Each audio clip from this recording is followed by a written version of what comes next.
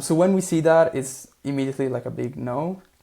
It's just, I think you're just prioritizing the wrong thing. Now, on the other hand, something that, this is just by speaking with clients, a lot of agencies or marketers in general really focusing on soft metrics. Every time that we get a report and, the goal is to lower the cost per click by 50 cents, I'm like, what? Like, that doesn't make sense. Like, we shouldn't focus on lowering the cost per click. We should focus. That literally has nothing to do. There is no correlation between your cost per click and your business being profitable. Depends on so many, we can argue that, again, the industry, maybe in the same industry we can look at that, but it depends on so many things that, again, I don't see the value of spending time and looking at the cost per click in an ad account and see, well, we're going to hit our bottom line target by lowering the cost per click by 50 cents. It's just, again, why I'm saying that is there's still agencies that do that. Why do you think that is? Why do you think there's agencies and like what percentage? Like say you audit 10 accounts, 100 accounts, out of those, how many are like outdated strategies? I want to put a percentage on it first. I would say 50% are, and this is actually the other thing that I want to say is, it's possible that some strategies are very outdated, but when you look at the end results, it's still like fine. So I'm not saying that it's completely wrong, but I'll say like, what's the potential? This could be even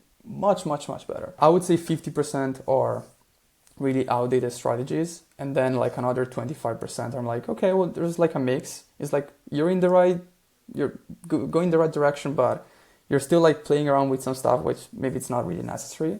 And then like 25%, I think they have a maybe good enough setup or they're doing the right thing. So is outdated strategy like traffic, engagement, awareness, and traffic, some ABO testing, but really over relying on ABO and not using any CBO to scale. These are the main things.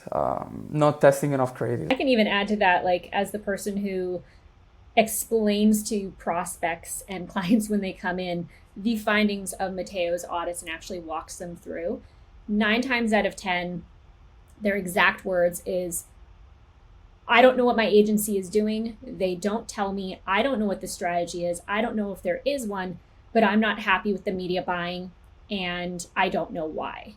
And so it's always hearing that client say, well, I've gone through 4 or 5 agencies and none of them had a strategy. None of them had a thesis. And that's something, Matteo, you said earlier on, that like pulling that out, we have a thesis. And that's something that I think a lot of agencies don't have. We know some of the bigger names out there, they have one.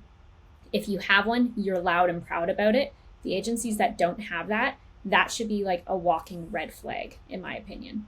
What ownership is on the brand though? Like, yeah, there's a ton of agencies that suck, but shouldn't there be ownership on the brand? Like, are you not hiring, vetting, and then auditing what they're doing? Like, I hear that all the time. It's like, oh, well, we don't know what our agency's doing. It's like, okay, well, yeah, it's a third-party vendor that you're putting just 100% trust in day one. Like, do you not vet and audit them? Like, where's the brand's responsibility here? I honestly, like, bit of a take here. If we want to apply like the law of the lid, I think it actually applies here as well. The people vetting the agencies are not the people who actually run the marketing team. 9 times out of 10, at least from my experience, it is the person or understand what actually matters. Exactly. They're not educated enough. They don't have the knowledge. They're going to be sold because they're looking to buy something. And that, I think, is like just a massive shift that needs to happen. They're typically talking to the person who handles partnerships. They're given a spreadsheet or a list of requirements. Hey, this is what we need for ROAS, being a very outdated metric that people still look at for profitability. They're looking at things that are, I'm going to say like 4 to 5 years in the past, sometimes more, and they just don't have the knowledge. They're going to look at a pretty deck, a pretty dashboard, and think that equates to talent and strategy. And that's just not the case. So Matteo, you said that most agencies are trash. Let's get into GMV Max specifically, right? Like Matteo's like, I didn't say that. Yes, you did.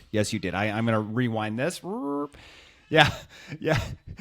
So that most agencies are trash when it comes to buying on TikTok Shop specifically. And I think a lot of people are on this podcast, listening to this podcast specifically because they're like, newsflash, there are hardly any real experts when it comes to TikTok Shop. I saw somebody on X yesterday posting and just said like, hey, who besides at Jordan West Ecom actually can prove screenshots of what works on TikTok Shop?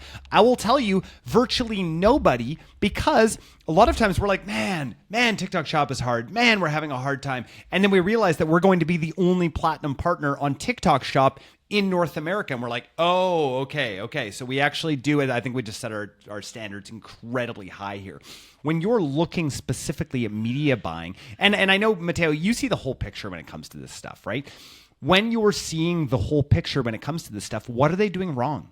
Okay, let's start from the... Oh no, I'll just say everything. First thing in terms of the media buying structure. Like, again, we know that now with TikTok Shop, it's GMV Max campaign is the standard, okay? A lot of brands, they are still... Again, it really depends on the brands. You might have 1,000 products, you might have one product. You need to understand that you need to hit a certain target ROI and you need to have a certain volume of content. A lot of brands... And I'm assuming that there's a correlation between those two.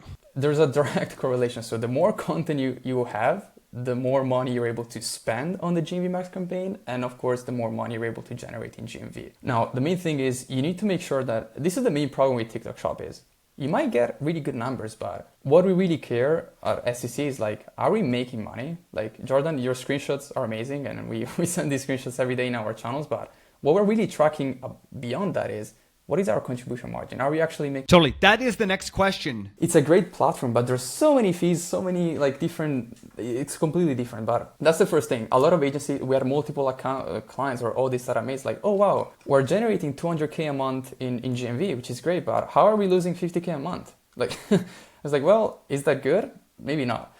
Or again, it depends on the strategies. But now when you look at the media buying side, it's like, okay, well, a 3x return for maybe a brand, a 3x return is amazing on the D2C side.